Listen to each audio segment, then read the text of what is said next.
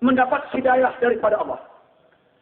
Sementara orang-orang kafir, mereka yang engkar kepada Allah, mereka yang tidak beriman kepada Allah, mereka yang memusuhi Allah, mereka yang menentang Islam, pemimpin mereka ialah taghut. Pemimpin mereka ialah taghut. Allah Ta'ala dia pimpin orang beriman. Orang kafir ini pemimpin dia taghut. Maknanya taghut memimpin orang yang ingkar kepada Allah. Siapa-siapa hak lawan Islam, hak tentang Islam, hak tolak syariat Allah, yang menghina sunnah Nabi, ini adalah mendapat pimpinan taghut. Orang yang mendapat pimpinan taghut. Baik, taghut itu sendiri lagu mana? Macam mana cara taghut itu pimpin manusia? Yukhrijunahum minan nur ila sulumat. Dia mengeluarkan manusia daripada cahaya hidayah menuju kegelapan jahiliyah. Daripada cahaya iman menuju kegelapan kufur. Daripada cahaya Islam menuju cahaya jahiliyah, menuju kegelapan jahiliyah. Itu cara taghut pimpin manusia. Pendek kata, molek-molek dah nak ke Islam, jadi jahat. Selama ni mari surah, mari ke masjid, semayang tak tinggal. Lambat mari Ramadan, dia puasa macam orang puasa juga. Pergi ke Mekah. Tiba-tiba sekarang ni, dia menolak Islam. Pandai judi dah akhir-akhir. Pandai ada rasuah. Pandai dah dia melakukan perkara yang dimurkai oleh Allah. Dulu dia tak suka hiburan yang melampau. Bercampur kaul, lelaki bebas, perempuan ni dia tak suka. Tapi sekarang ada ekstremis fantasia ni, dia tutup juga mata tapi dia kekeh 2 jari.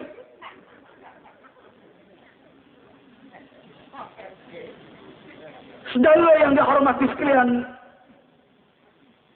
ini orang yang mendapat pimpinan taghut. Taghut ni maknanya dia ajak orang baik buat jahat. Senang dia cerita dia. Sama ada dia terdiri pada jin, iblis ataupun manusia, dia boleh jadi taghut. Sebagai contoh, kita pas ajak orang beriman kepada Allah, ajak orang melaksanakan syariat Allah, ajak orang menegakkan syariat Allah. Itu yang kita ajak. Kita tak pernah ajak orang pergi kelab malam. Pas tak pernah ajak orang pergi judi. Pas tak pernah ajak ahli-ahli dia melakukan rasuah. Pas tak pernah ajak seluruh orang yang menyokong PAS, termasuklah orang-orang Islam yang lain, supaya melakukan maksiat dan mungkar kepada Allah. Beza dengan UMNO dan Barisan Nasional. Dia ajak rakyat judi. Dengan cara dia meluluskan lesen judi. Dia ajak rakyat pergi kelab malam. Dengan cara dia meluluskan adanya kelab-kelab malam dalam negeri-negeri kita, dalam negara kita. Sehingga dalam negara kita ni, kalau nak melakukan maksiat tidak menjadi halangan besar. Termasuk melakukan zina. Zina tak salah dalam Malaysia. Kalau saya masih ingat, kes yang berlaku di antara Hanif Basri dengan Norita Syamsuddin. Hanif Basri telah mengaku di mahkamah, dia berzina dengan Norita Syamsuddin sebanyak 14 kali. Hanif Basri tak ditangkap, tidak dipenjara, bahkan tidak didenda pun oleh kerajaan UMNO dan Barisan Nasional yang memerintah. Kalau saya tak nafi, Hanif Basri terlepas daripada tuduhan membunuh. Di mahkamah didapati dia tidak bersalah daripada membunuh Norita Syamsuddin. Tetapi Hanif Basri mengaku depan mahkamah dengan pengakuan bersumpah bahawa dia telah melakukan zina. Kenapa tidak ambil tindakan? Jawabnya kerana zina tidak salah. Zina tak salah. Contoh mudah apa yang berlaku di Kuzah baru-baru ini. Apabila seorang lelaki, seorang pelajar ditangkap berdua-duaan. lelaki dan perempuan berduaan. Apabila dibawa ke mahkamah pelajar, di hadapan pensyarah, di soal siasat, mereka mengaku telah melakukan zina, telah melakukan persetubuhan. Oleh kerana dia telah melakukan persetubuhan di sebuah negeri yang dikenali sebagai negeri Terengganu Lestari, Islam Hadari, maka perbuatan ini sangat memalukan. Maka beliau dikenakan tindakan yang sangat berat, di mana didenda sebanyak RM200. Berbeza sebelum daripada itu. Zaman sah meletak. Oleh kerana kita nak memertabakkan peningkatan akademik, peningkatan ilmu, nak melahirkan ulama. Kita menggalakkan mana-mana pelajar pintar, sama ada miskin ataupun kaya, yang ada peluang untuk melanjutkan pelajaran ke luar negara. Kita beri peluang kepada mereka untuk melanjutkan pelajaran. Antaranya terpilih beberapa orang pelajar daripada Mahad Darul Quran. Kita bawa pergi ke Kuzar untuk mengambil skill peperiksaan di peringkat kolej bagi melayakkan dia memasuki universiti di Al-Azhar. Apabila kita kalah tahun 2004 yang lalu, UMNO mengatakan dia justru kata demi menjaga martabat akademik, demi menjaga nilai dan mutu kualiti akademik, kita tidak mahu mana-mana pelajar yang masuk Kuzah dengan tidak mempunyai sijil pengajian Malaysia SPM. Maka mana-mana pelajar yang tak ada SPM kena pecat. Termasuklah pelajar-pelajar yang layak, yang pintar daripada Mahad Darul Quran ini. Mereka dipecat daripada Kuzah kerana berdosa tidak ada SPM. Saya nak beritahu pada saudara, dalam agama baru Islam Hadari, menurut hukum fiqh Islam Hadari, dosa tak ada SPM lebih besar daripada dosa zina. Dosa tak ada SPM kena pecat. Dosa zina baru 200 riyal lalu. Segala sebab tu kita tak pelik apabila baru-baru ni tukang sikap Falah Badawi, Dr. Masyitah Ibrahim,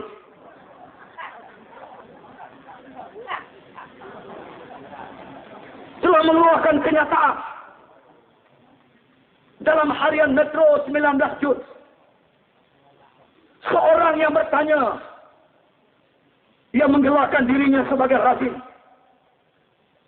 bagaimana kalau si ibu tunggal mempunyai 2 orang anak yang terpaksa dibiayai dalam keadaan darurat terpaksa, maka ibu tunggal ini melacurkan diri, boleh ke tidak? Tukar sikap polah ni kata tak ada apa-apa lah, ada terpaksa tuan. Oleh kerana terpaksa dimaafkan. Ini dalam akhbar harian Metro 19 Jun, muka surat 38, saya ingat lagi. Satu kenyataan yang sangat biadab. Satu kenyataan yang boleh menghalalkan pelacuran dalam negara kita. Sebab yang cakap ni orang ngaji tinggi, orang ada PhD dalam bidang agama. Dulu ini kritik, jauh perangai dia, baik dia ceramah dalam TV, dalam surat khabar dia menulis, dalam forum-forum perdana. Ramai peminat dia, ramai orang dengar ilmu daripada dia. Tapi lepas masuk UMNO jadi bodoh enggak. Semua ni kerana jaksa masuk UMNO. Maka mana dia boleh keluar kenyataan yang sebegitu biadab. Biadab terhadap ajaran Allah Subhanahu wa ta'ala. Saudara, baru-baru ni, lebih kurang 2 minggu lepas Masyitah keluar kenyataan, ditangkap seorang perempuan kerana melacurkan diri di Pulau Pinang. Masa dibicarakan di bawah polis, dia tunjuk kertas keratan Dr. Masyitah. Dia kata, Dr. Masyitah kata dah terpaksa boleh. Saya terpaksa. Saya terpaksa. Dia tunjuk keratan akhbar. masa darurat, dia kata. Doktor masih tak bertanggungjawab dengan apa yang berlaku. Sebab gila ke mana-mana kalau kita mengaji agama, kita mengaji fiqh, kita mengaji agama, tak ada ruang yang membolehkan kita melakukan zina walaupun terpaksa. Saya tahu dia cuba menggunakan kaedah ad-darurat tubihul mahzurat. Darurat mengharuskan apa yang dilarang. Tapi saya nak beritahu malam ni, kaedah darurat ni kita tidak boleh guna sembrono. Kita tak boleh guna pakai entam kromo begitu saja. Kita mesti ada syarat dia. Bukan boleh pakai sewena-wena. Ada syarat dia. Sekurang-kurangnya 2 syarat yang membolehkan kita melakukannya mengikut kaedah ini. Dan sekurang-kurangnya ada 2 syarat yang tidak boleh walau keadaan apa sekalipun menggunakan kaedah ini. Sebagai contoh, syarat yang pertama, apabila kita sesak dalam hutan, seminggu dah kita tak makan di musim kemarau, air kering, daun-daun kayu pun kering, nak kekot batang kayu tak perlu.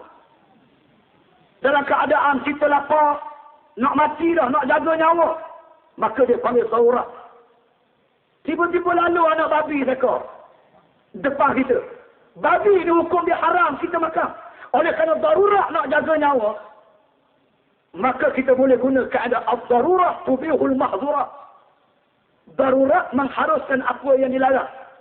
Apabila keadaan pada waktu itu darurat lebih penting daripada mahzurat, iaitu nyawa lebih perlu dijaga daripada melakukan perkara haram, iaitu memakan babi yang lalu depan kita. Maka boleh dia makan. Tapi kena ingat ada hak pengharusan dia. Makan sikit je, sekadar nak sambung nyawa. Jangan makan apa, berasa sedap pula, bahang pada pula, tak boleh, haram. Dia ada hak pengharusan dia. Sekadar nak sambung nyawa. Lepas tu ada orang tanya saya kena sembelih ke tak ustaz babi? Tak payah sembelih lah babi. Sembelih pun pegang ngadak kiblat bismillah. Pasal jadi apa? Cuma bunuh babi tu jangan seksa dia, lepas tu ambil lah bahagian mana nak makan sikit nak sambung nyawa. Itu dalam keadaan tolak. Yang kedua, syarat yang kedua apabila darurat itu ataupun mahzurat, darurat dan mahzurat itu melibatkan haram sebelah pihak. Seperti kita makan babi tadi. Apabila kita makan babi, haram atas kita. Ada pun babi yang kena makan oleh manusia. Tidak haram atas babi. Babi tak dosa kena makan. Kita yang makan babi ini dosa. Maka dia panggil haram satu pihak. Oleh kerana haram satu pihak, apabila berlaku darurat, maka dia boleh guna kaedah al-darurat tubihul mahzurat. Darurat mengharuskan apa yang dilarang. Kalau darurat itu hanya melibatkan haram sebelah pihak. Itu 2 syarat yang membolehkan kita guna kaedah itu. Ada pun 2 syarat yang tidak boleh kita guna kaedah ini. Yang pertama, apabila darurat dengan mahzurat seimbang. Darurat dengan mahzurat. Darurat yang kita alami dengan mahzurat, perkara haram yang kita nak buat, seimbang, sama belas. Sebagai contoh, kita dipaksa untuk membunuh orang. Dia paksa, dia letak senapar atas kepala kita supaya kita bunuh budak. Kalau kita bunuh budak, kita selamat. Mati nyawa budak tu. Satu nyawa. Kalau kita tak bunuh budak tu, dia bunuh kita. Budak tu selamat, kita mati. Satu nyawa. Darurat masuk nyawa kita. Kita nak jaga nyawa kita. Darurat, nyawa. Benda haram yang kita nak buat ialah bunuh budak tu. Nyawa juga. Nyawa sama nyawa. Seimbang. Apabila nyawa sama nyawa seimbang, syarak tidak membenarkan kita guna kaedah ini. Tak ada kaedah ni. Kita tak boleh kata oleh kerana darurat nak jaga nyawa, kita bunuhlah budak tu. Tak boleh. Haram. Maka syarak mengajar kita mesti membiarkan kita dibunuh dan mati kita mati syahid daripada kita melakukan perkara haram, membunuh nyawa orang yang tidak bersalah. Kerana kok mana-mana pun melibatkan satu nyawa. Kalau kita bunuh, budak tu mati satu nyawa. Kalau kita tak bunuh, kita kena bunuh pun mati satu nyawa. Kok mana-mana pun satu nyawa akan hilang. maka lebih baik kita mati dibunuh dan kita tak melakukan dosa. Mati kita mati syahid. Dan orang yang kita bunuh, orang yang kita tidak bunuh itu dia selamat. Tapi kalau kita bunuh, kita melakukan perkara haram. Itu keadaan dia pertama. Tak boleh kita guna keadaan ni apabila darurat dengan mahzurat seimbang. Syarat yang kedua ialah apabila darurat dengan mahzurat itu melibatkan dua pihak yang melakukan perkara haram. Haram dua pihak. Seperti berzina. Seperti berzina. Orang perempuan nak zina. Orang perempuan nak zina, dia haram atas dia. Kerana dia melacurkan diri. Haram atas diri dia. Orang lelaki yang nak zina dengan dia pun haram atas orang lelaki itu. Jadi haram dua pihak dia panggil. Maka tak boleh guna keadaan ni. Hak ni doktor masih tak erti. Dia boleh beritahu. Dia kata tak paksa. Ada paksa tak ada Allah lah. Bolehlah melacurkan diri. Saudara yang dihormati sekalian, tak boleh kita guna keadaan ni. Macam mana seorang perempuan yang terpaksa kerana nak beri makan pada anak, melakukan zina. Baik, katalah kita pinjam sekejap, kata-kata Masyitah ni kata, bolehlah. Bukan saya setuju, saya pinjam sekejap. Kata boleh. Perempuan tu terpaksa beri makan pada anak lapar, nak mati dah. Dia pun kira nak zina, pasal nak duit, nak beri makan pada anak. Okey, kata bolehlah atas dia sebab paksa. Tetapi masalahnya, apa pula yang menjadikan orang lelaki itu terpaksa zina anak perempuan ni pula? Orang lelaki, anak zina anak perempuan tu. Apa pula darurat atau orang lelaki yang membenarkan dia zina? Sebab zina ni haram atas orang lelaki dan haram atas orang perempuan. Orang perempuan tadi tak apalah nak beri makan pada anak. Yang mu tu orang lelaki. Mu sebab apa yang lagi zina? Nak kata mana? Ada orang tolong jawab, dia kata, Ustaz, lagu mana kalau orang lelaki tu kata gini? Ustaz, saya ni terpaksa berzina dengan perempuan itu kerana perempuan itu memerlukan wang yang terpaksa dia berzina untuk dimakan pada anak dia. Terpaksa atas paksa. Boleh tidak? Jawab dia tak boleh. Macam mana tak boleh? Kalau betul lah lelaki itu terpaksa beri duit kepada perempuan tu kerana perempuan tu nak zina dan nak beri makan pada anak dia, boleh je lah duit tu tak payah zina. Pelik apa? Orang lelaki tu. Kalau betul lah terpaksa beri duit kepada perempuan tu kerana perempuan tu nak beri makan pada anak dia, tak sahlah zina, boleh je lah duit tu. Lama muda tengah zina, anak lapar mampu gerak. Nak menyedokkan zina tu, nak beli duit tu, anak apa gerak? Apa salahnya dah mut paksa, tak zina lah, ambil duit ni, zina haram. Tak boleh, pusinglah ke mana pun, tak boleh nak pergi ke anak tu. Saudara, saya teruskan lagi. Dr. Masyitah ni dia adalah setiausaha parlimen di Jabatan Perdana Menteri. Dia orang UMNO. UMNO top. UMNO ortodok. UMNO sungguh. Bukan UMNO main-main, bukan UMNO ala-ala, ada UMNO sungguh. Dia wakil rakyat UMNO, ahli parlimen Bani. Jawatan dia ialah setiausaha parlimen di Jabatan Perdana Menteri. Orang penting, orang kanan dalam UMNO. Masa buat wawancara ataupun buat soal jawab agama, anda muskil, Dr. Masyitah menjawab. Dia tulis bawah tu, Dr. Masyitah adalah setiausaha parlimen di Jabatan Perdana Menteri. Dia highlight jawatan UMNO dia tu. Jawatan kerajaan dia. Nak tunjuk kata dia tu UMNO. Baik. Sebagai seorang pemimpin UMNO, ada ilmu pula, ada reti agama pula. Sepatutnya Dr. Masyitah kena jawab gini. Dia kata, ibu, tolonglah jangan zina. Apa salahnya pergi minta air segar, nasi sekepar dengan jiran pula beri makan pada anak? Apa salahnya? Jawab gitu. Katalah ibu ni jawab balik, dia kata tak boleh, jiran tak ada dah. Negeri kami kena langgar ke Garuda, mampu habis dengan kami dengan anak-anak dia. Tak ada jiran dah. Tak apa. Tak ada jiran, tinggal mak saya. Dia jumpa wakil ayat. 5 tahun sekali kita pilih wakil ayat. Wakil ayat ni sama ada DUN atau parlimen dapat peruntukan. Peruntukan daripada DUN, peruntukan daripada parlimen untuk memajukan kampung, memajukan karya, memajukan DUN, membantu rakyat yang miskin. Minta dengan wakil rakyat. Dia jawab pula, dia kata wakil rakyat tak ada dah. Lepas ngundi benar baru dia, kalau pun tak boleh balik ke dia pun. Apa-apa, mari jumpa dengan kami kerajaan. Patutnya Dr. Masyitah kena kata gitu. Mari jumpa dengan kami kerajaan. Kami ada Baitul Mal, kami ada pusat penghutang zakat. Kami ada badan kebajikan. Kami ada Petronas. Petronas baru-baru ni. Penyata keuangan berakhir 31 Mac. Pendapatan kasar yang diperoleh oleh Petronas diumumkan kepada umum mendapat 58.3 bilion keuntungan. Pendapatan kasar. Untung kasar. Saudara, 58.3 bilion.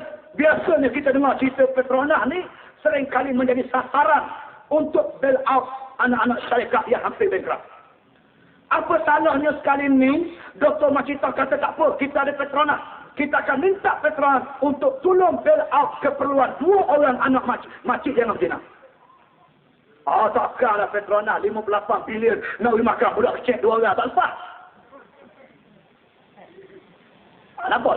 Nampak dah jahat Dr. Masyitah. Saya nak tunjuk tu kata. Baik, nak suruh nampak jahat lagi. Dr. Masyitah ni boleh kata begini. Ibu, tolong jangan zina, jangan melacurkan diri. Zina ni haram, melacurkan diri ni haram. Apa salahnya ibu ambil purong kosong, dia duduk tersembah, dia tak derma, jauh lebih mulia daripada berzina, melacurkan diri. Tapi biadab dan kurang ajarnya Dr. Masyitah, itu kan sekat salah Badawi ni. Dia terkamak membenarkan pelacuran berlaku dalam negara kita. Sebab tu tak pelik. Berlaku macam-macam tadi siapa? Dr. Lekhraj. Dr. Lekhraj Rampa daripada Universiti Putra Malaysia. Waktu kajian. Berlakunya keaktifan seks sampai 75% perlakuan seksual sebelum berkahwin. Dengan responden 18,500 lebih. Bermakna 14,121 orang daripada 18,500 orang melakukan hubungan seks sebelum berkahwin. Dahsyat negara kita ni. Siapa nak tanggung jawab? Antaranya Dr. Masyitah lah. Fatwa dia tu. Baru-baru ni dia sokong pergi jarum suntik dengan kondom percuma kepada penagih dada. Yang tegar, yang telah kena penyakit HIV, penyakit AIDS. Alasannya kerana nak sekat supaya tidak menular penyakit AIDS ini. Dan ini adalah langkah mencimatkan keuangan negara. Saya tak nampak ini mencimatkan duit negara. Ini bukan cimat kos, ini double kos. Saudara tahu dah, penagih dadah dalam negara kita ni saudara boleh tanyalah. Pihak keselamatan, dia sangat arif tentang fenomena penagihan dadah dalam negara kita. Statistik yang ditunjukkan di parlimen, 4 orang sekali penagih dadah baru. 4 orang sekali penagih dadah baru itu hak ada rekod, hak tak ada rekod. Penganalisis kata kena kali 3. 4 kali 3 maknanya 12 orang. 12 orang sekali, maknanya dalam setahun kita pukul rata lah. Lebih kurang ada 3,500 orang. 3,500 orang. Setahun. Lepas tu habis tahun, mari pula 3,500. Habis tahun, mari 3,500. Orang ni kena HIV, wui jarum pula. Lepas tu naik pula 3,500. Kena HIV, wui jarum pula. Tapi bila nak sudah? Bila nak sudah? Kaedah yang diambil oleh kerajaan itu bukan kaedah pencegahan. Itu kaedah painkiller. Dia tak ubat penyakit, dia pelali orang. Dia tak ubat penyakit, dia tak menghilangkan penyakit. Sepatutnya kerajaan kena ambil tindakan drastik. Menghalang pengedaran dadah. Antara contoh nak halang pengedaran dadah. Sebab nanti dia kata kerajaan dah ambil tindakan, dah halang pengedaran dadah. Tapi dia berlaku juga. Macam mana kerajaan tak tanggungjawab? Di luar pada kawalan kerajaan. Saudara bukan payah nak faham perkara ni. Saudara tahu tak di mana berlakunya pengedaran dadah? Kau tanya bolehlah. Semua orang tahu. Pil ecstasy, pil kuda, sabu, heroin dan lain-lain. Dia ada di mana? Yang pertama sekali, lokasi yang paling positif berlakunya pengedaran dadah, pil ecstasy dan seumpamanya adalah di kelak-kelak malam. Di kelak-kelak malam. Yang kerajaan bagi lesen buat kelak malam. Di kelak malam ni lah. Nak menari beringok sampai pukul 3 pagi. Kena ada stamina. Tak ada stamina tak jadi. Tak boleh menari. Stamina ni pula tak padan dengan tokat Ali. Dia kena pel kuda baru jadi. Anak ingok kepala pak sirok pagi ni. Kena pel kuda baru jadi. Kena aksi baru jadi. Ni tempat berlakunya penyebaran. Sebab tu ayat Quran dia kata wala taqrabuz zina. Jangan kamu hampiri zina. Ayat ni dia bukan larang zina saja. Dekat dengan zina pun dia larang.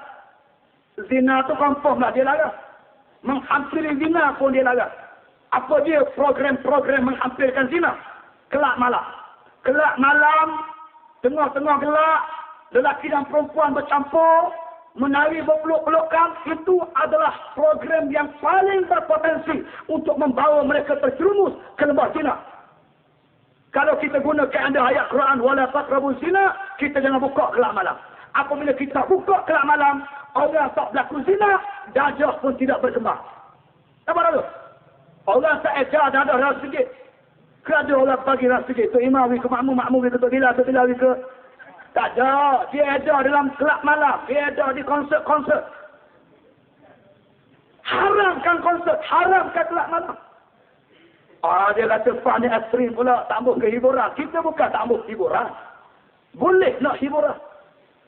Tetapi bukan cara macam itu. Sebab kerajaan Islam Hadari, agama baru Islam Hadari ini, rukun yang pertama ialah nak melahirkan manusia beriman dan bertakwa. Agak-agak kelak malam itu boleh menambah iman. Cuba kita tanya sikit lagu mana ada. Rukun pertama Islam kita ialah mengucap 2 kalimah syahadat. Rukun pertama Islam Hadari melahirkan manusia beriman dan bertakwa. Tak apalah kita kira setujulah. Rukun tu comel. Bukan tak comel, tapi saya nak tanya, kelak malam tu boleh menambah iman ke? Beringok sampai pukul 2 pagi, 1 pagi menambah iman ke? Valentine Day yang dibuat di Hotel Primula bulan Februari yang lalu. Itu menambah iman ke? Berdakat peluk pasangan laki perempuan hari kekasih. Lepas tu ada cabutan bertuah pula, siapa dapat nombor bertuah. Boleh tidur dengan pasangan ni di Hotel Primula bulan Februari baru ni di Terengganu. Zaman kerajaan Islam Hadari, Terengganu Lestari. Itu menambah takwa kalau kata tu.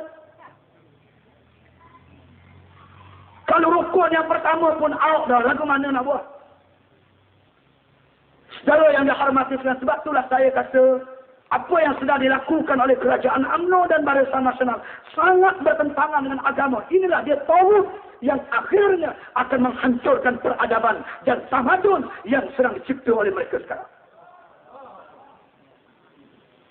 Saudara, yang saya sedih lagi mufti. Mufti senyap tak kata tu. Lepas tu saya cadang, jara hak cuma nak wui tu, tak tahu wui ke lagi dada, wui ke mufti. Dia cocok pungur, dia sekat sikit. Senyap lembek belakang mufti, senyap tak kata apa. Orang nak akademi Fantasia ke Will Win ke audition ke Malaysian Idol ke mentor ke, berpeluk lelaki dan perempuan, berdakak, bertekor, bersiung. Mufti senyap.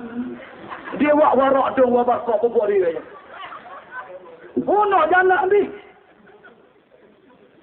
Pada ui jalur ke lagi tak ada orang. Kui kau mesti itu dia cocok pungur boleh 3 kali. Makin tak kena 5 kali.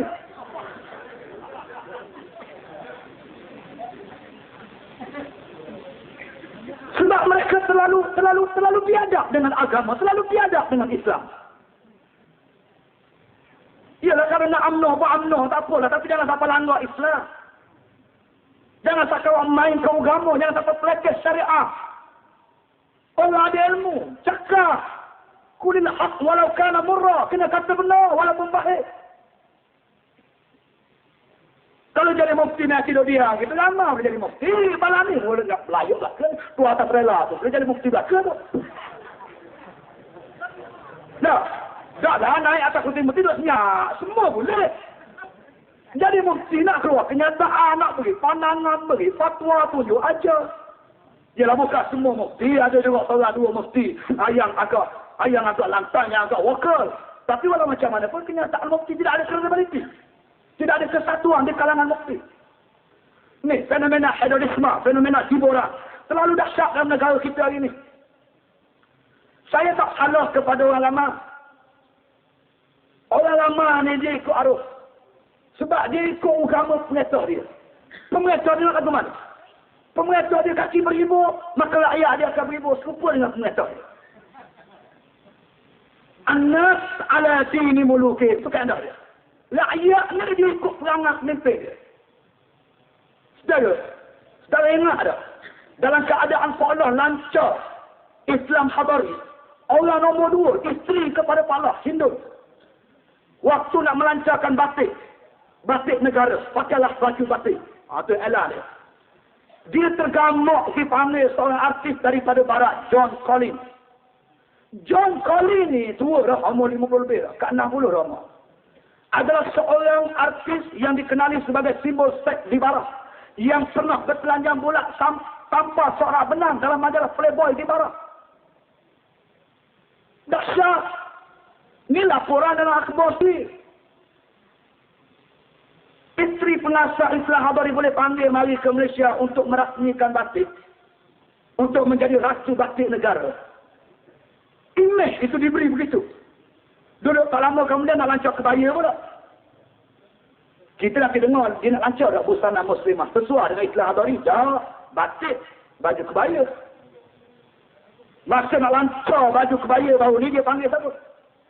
Dia panggil Ning Baizura. Ning Baizura ni seorang artis Malaysia yang pernah mengeluarkan kenyataan.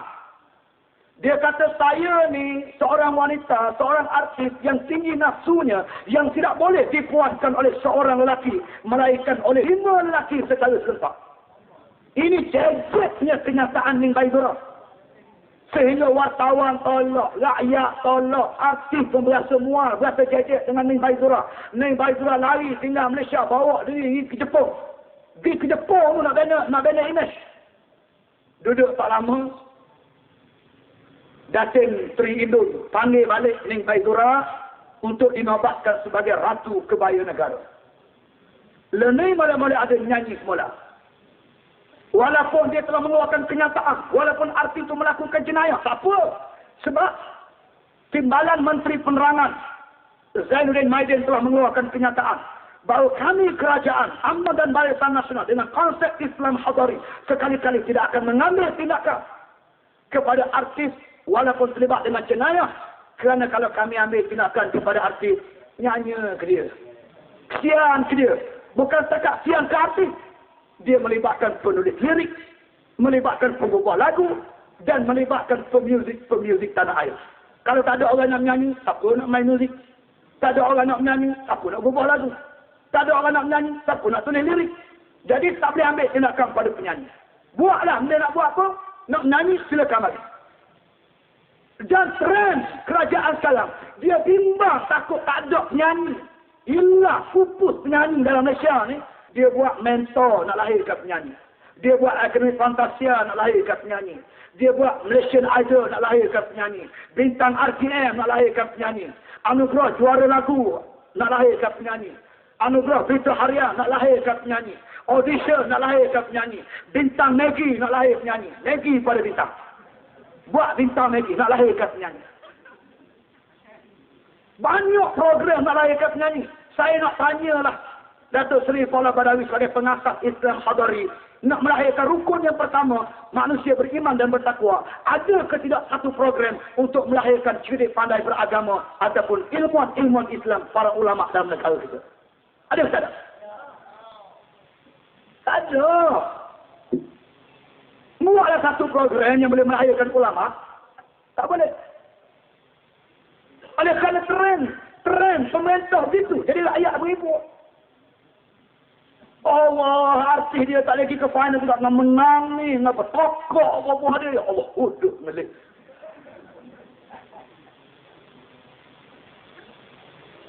Kayaknya artis tak boleh pergi ke final.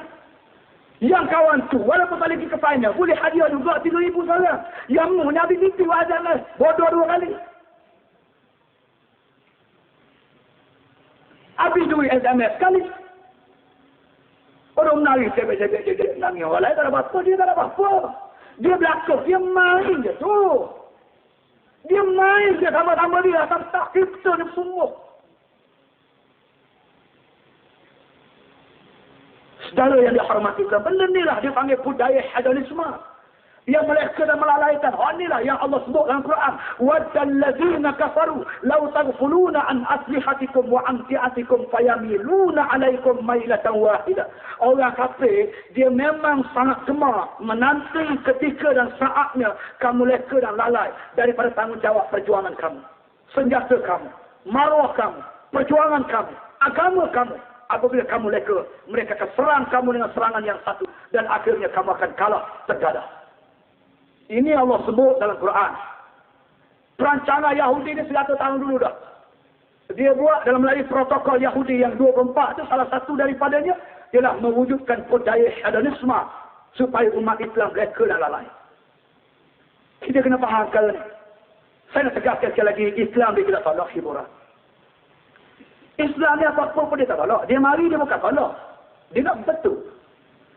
Orang lelaki perlukan perempuan, perempuan perlukan lelaki. Itu fitrah manusia. Islam datang, dia tak tolak. Dia cuma betul. Kalau nak ke perempuan, nak ke lelaki, jangan zina. Ijab dan qabul. Adakan akad nikah. Itu cara Islam. Kita hidup di dunia nak makan, nak minum. Makanlah, minumlah, tak salah. Tapi Islam mari, dia betul. Dia bukan larang. Bukan kata lepas kita menganut Islam, tak boleh makan, tak boleh minum. Tak. Kita bukan dialektrik. Kita nak makan, kita nak minum. Nak menambah energi. Nak menambah tenaga. Tapi jangan makan benda yang memabukkan. Jangan minum perkara yang boleh menghilangkan akal. Kulu minat tayyibat. Makan benda-benda hamalat. Islam datang, buat panduan supaya kita selamat. Jangan hilang akal. Jangan hilang kewarasan. Kita nak berhibur. Kita nak berhibur. Manusia boleh berhibur. Tapi Islam datang buat panduan. Jangan berhibur keterlaluan. Jangan bercampur bebas lelaki dan perempuan. Jangan mendedahkan aurat. Liriknya jangan memuja wanita. Jangan memuja nafsu. Jangan mengadakan tarian-tarian yang menggairahkan macam. Siapa nama tu? Ino Daratista. Tahu orang sini. Ino Daratista. Yang mendapat terima penari dandut goyang gerudi yang dibawa daripada Indonesia. Majlis Ulama Islam di Indonesia telah mengharamkan tarian dandut. Inul Daratista ini. Kerana tarian dia tarian ala porno. Lucah. Membangkitkan nafsu. Menimbulkan kegairahan. Ini Islam tak setuju. Tapi Islam hadari tak apa. Dia boleh panggil. Dia panggil 1 Mei baru ni. Di stadium mereka. Sambut Maulud Nabi masa tu. Ini pelik. Kerajaan ni. Dia sambut Hijratul Rasul. Dia panggil Maria Carey. Kalau saya masih ingat lagi. Di saat umat Islam itu sambut Isra' Mi'raj. Dia panggil kumpulan Scorpion daripada Jerman. Untuk melancarkan album baru. Di negara kita. Nak sambut Maulud Nabi 1 Mei baru ni. Di saat kita sambut Hari Buruh di Malaysia. Dia panggil Inul Daratista. Ini keadaan yang sangat tidak betul. Dari segala yang dihormati sekalian. Saya nampak ini ada kecenderungan untuk merosakkan umat Islam. Kita bukan halang hiburan. Boleh nak berhibur. Tapi jangan buat perkara macam itu. Sebagaimana Jakir baru ni. Jakir buat keluar kenyataan. Dia mengesyorkan kepada kerajaan. Kalau nak berhibur. Tolonglah. Jangan bercampur lelaki dan perempuan. Buat asing-asing. Macam Kelantan boleh buat. Kelantan panggil Wahidah. Buat konsep khusus untuk Muslimah. Tak ada apa-apa. Kita bukan tolak Wahidah. Panggil Wahidah. Wahidah menyanyi. Itu orang mana. Lepas tu untuk wanita saja. Jangan campur lelaki semua. Tak ada masalah. Boleh. Bukan tak boleh berhibur.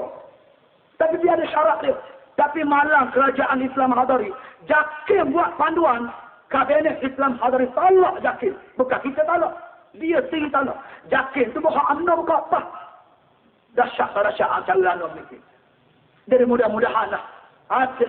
Dengan kita buat penjelasan macam ini.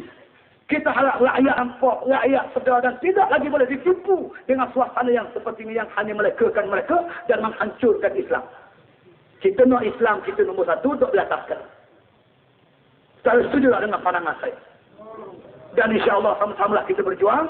Oleh kerana masa telah tamat jam 12, sehingga kita bertemu lagi pada masa-masa yang akan datang. Aku qauli hadza wa astaghfirullahal azim li wa lakum wa lisairil muslimin wal muslimat innahu huwal ghafurur rahim. Assalamualaikum warahmatullahi wabarakatuh. Kepada siapa yang ingin mendapatkan buku Profesor Dr. Zulkifli Muhammad bagi memberi sumbangan kepada PAS sebanyak 75% daripada keuntungan buku itu, boleh dapatkan di bahagian depan ini pada sahabat kita.